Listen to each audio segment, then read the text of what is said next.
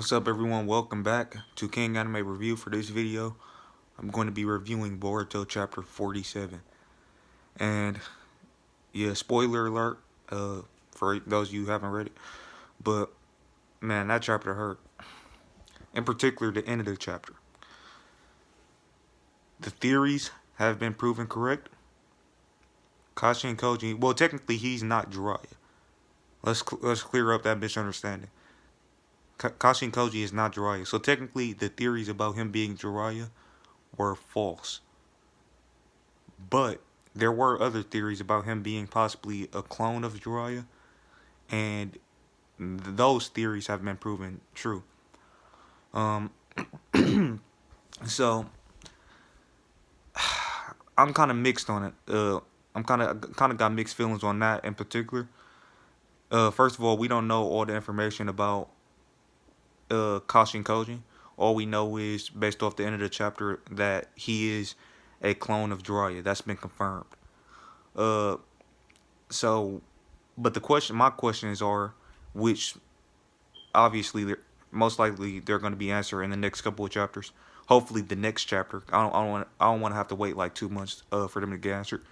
But the main question is, if he does have Jiraiya's consciousness or memories.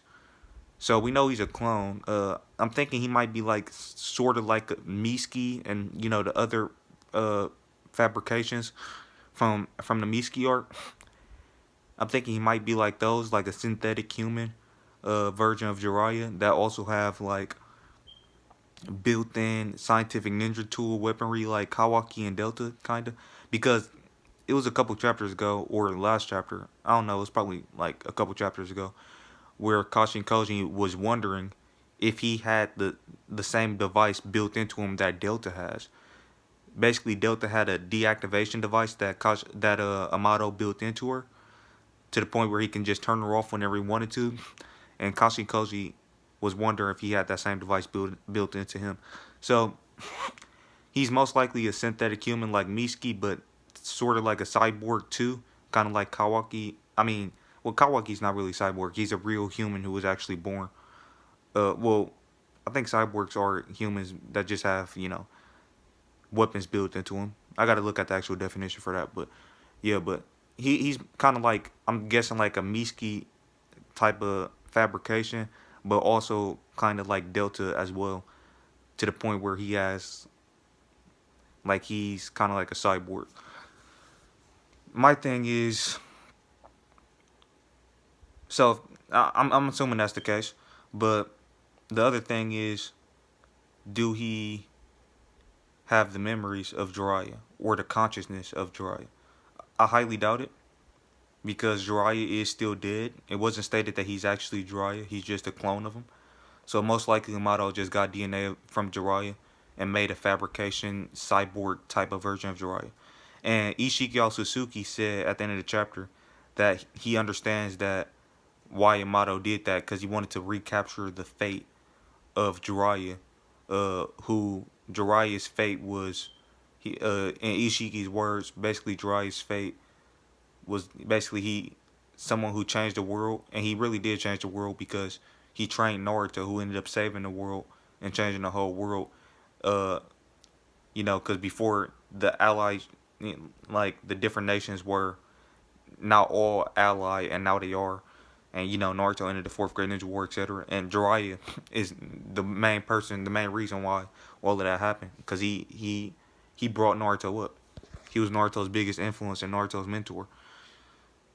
So the thing that hurts the most though is, regardless if he has Jiraiya's consciousness or not, the fact that he's a clone of Jiraiya makes me care about him way more than I previously did, because Jiraiya is like, he's in my top 5 favorite characters. I would say he's probably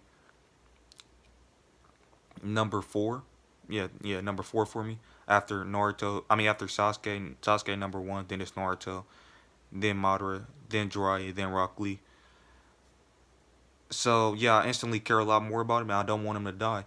And the chances of him dying is very, very likely in the next chapter, because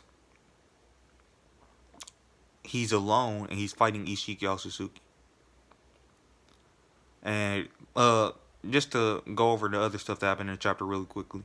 Um, the major things, Kawaki lost the Karma Seal, which was kind of that was really shock. That was the most shocking thing in the chapter. That was even more shocking than the Kashin Koji thing, because there's been theories for years going around about Kashin Koji being connected to Jiraiya, so that wasn't that shocking.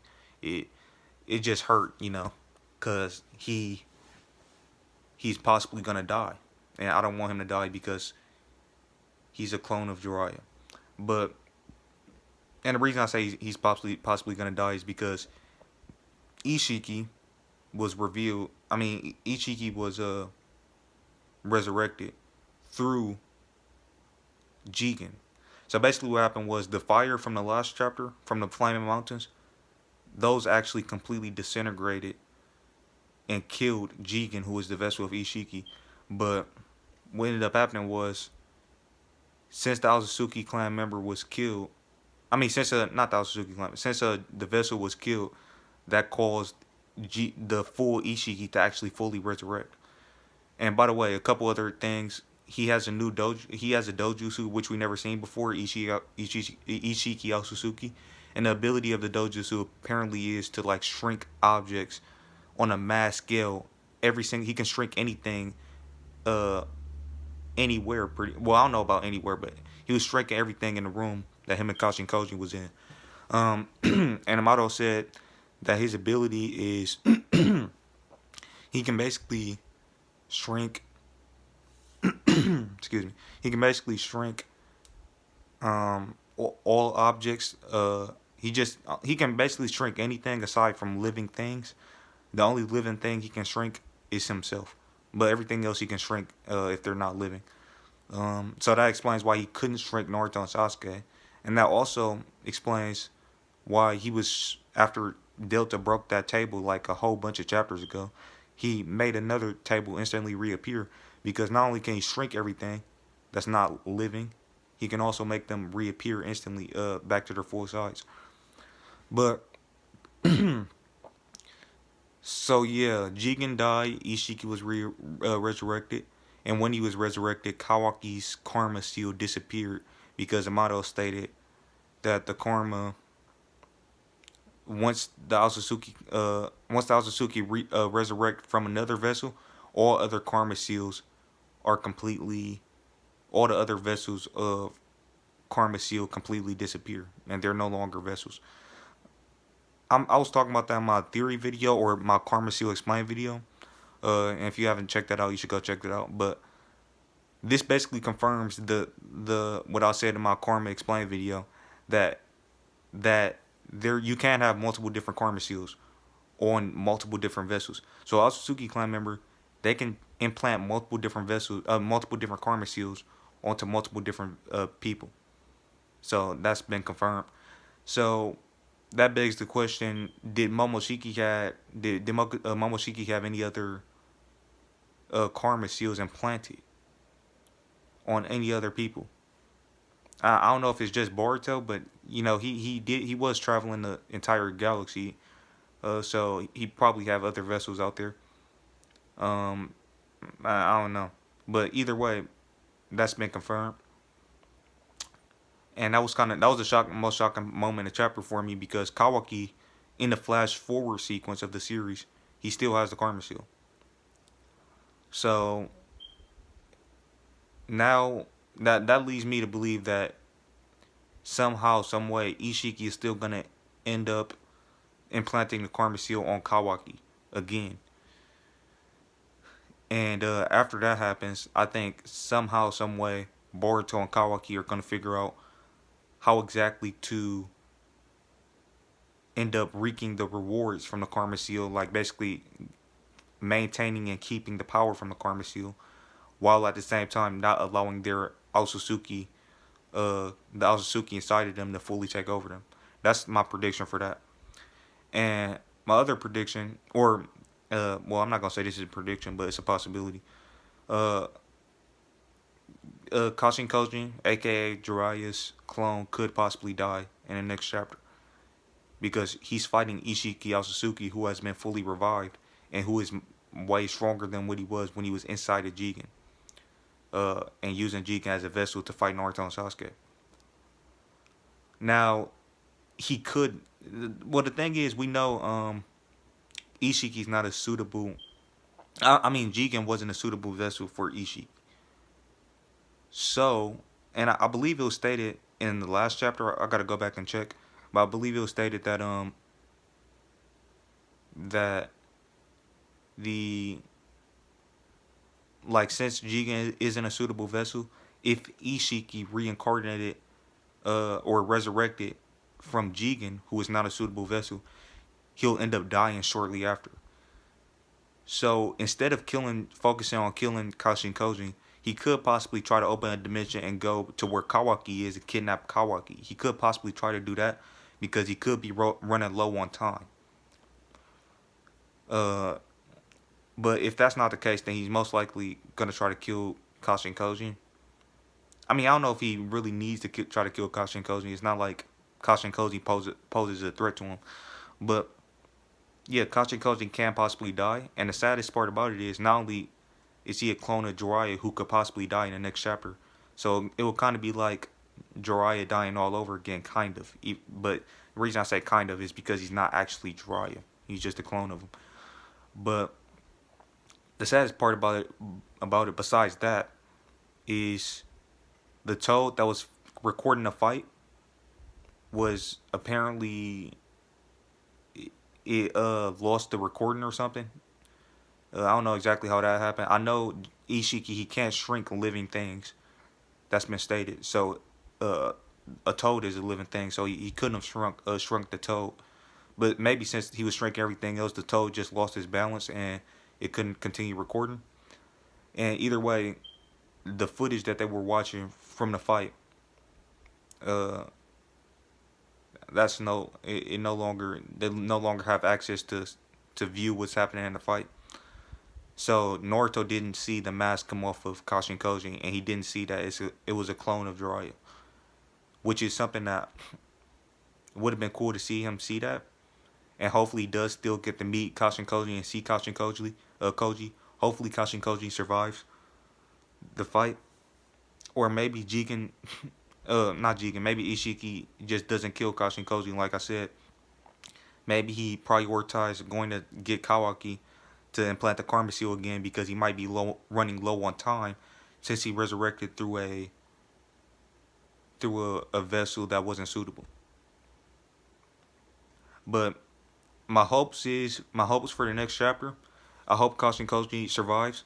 I hope Naruto ends up getting to see Kashin Koji again. Well, technically there is a way Kashin Koji can survive, even if Jigen tries to kill him. He could use the reverse summoning, the same technique that Sasuke did when he escaped from Datara's explosion, his last attack. He could use that just like Sasuke. He did the reverse summoning to escape from that. Kashin Koji can do the same thing to escape to Mount Miyaboku. Because I'm assuming Sasuke escaped to this Ryukyu cave or wherever the snakes come from, which is Ryukyu cave. He possibly reverse summoned there, in order to avoid that explosion from Datara. So Kashin Koji could do the same thing. He could use the reverse summoning to go to the land of the toads, Mount Miyaboku, and that's how he could possibly escape from Ishiki Otsutsuki and not be killed. Because Ishiki doesn't have access to go. I don't think he knows that location anyway, so I don't think he'll be able to teleport there or go there via opening a portal. Because I don't think he has access to that place. Because I don't think he ever been there, so I don't know. So yeah, Kashin Koji could possibly survive, and he might. I think it's 50-50. I think it's 50-50. He might be able to survive. He might not. But like I said, it's two ways for him to survive. He can either reverse summon, or it's the possibility that Ishiki just completely avoids Kashin Koji and goes to try to retrieve Kawaki again and implant the Karma Seal on him again. Because since he resurrected through an unsuitable vessel, his time could be limited. Like he could possibly be on the verge of death. So yeah, that's my thoughts on that. Those are my predictions and hopes for the next chapter. And yeah, overall, if I had to grade the chapter, it it has some shocking moments, some kind of hurtful, you know, emotional moments with the Kachi and Koji thing. So, and it also had some nice action and some explanations to some stuff we needed explanations on. So I'm gonna say it was another amazing chapter of Boruto. 10 out of 10, great chapter. And yeah, that's it. I'll catch you guys in the next one. Peace out.